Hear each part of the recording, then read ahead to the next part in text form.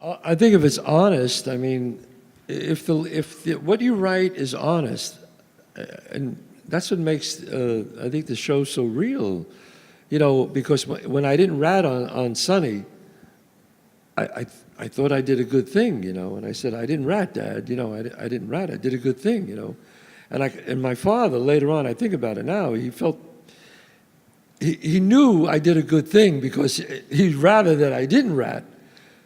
But he did, as a moral father, he wanted me to know, you did a good thing, but for a bad guy, you know. So understand what you did, son. Don't be a hero about it. But it's good that you did it, but understand what you did. So much of this show is about what it means to be a man. How do you become a man? And the story traces C's odyssey as he weighs different role models and different modes of being masculine and tries to figure out which ones are right.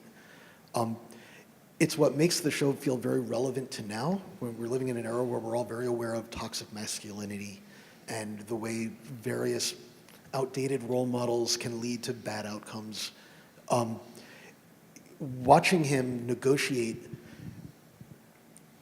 different modes of being and realizing that nobody is necessarily all good. There's no one way to be, and there's no one model that has all the right things. You have to sort of negotiate which ones are right for you, which ones are right in the moment. And it does give it a lot of moral complexity, and it gives it a lot of, it gives it a weight and a seriousness that I think elevates it in a way that makes everything feel more powerful. I think the other thing that what I tried to strive for in the show was restraint.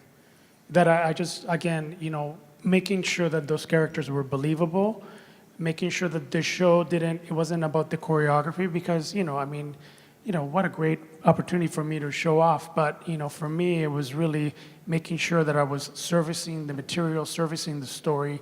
And the opening of Act 2, when Jane dances in it, you know, it merits for her to move, but for the most part, I think making sure that it was restrained within the piece itself, so it's believable.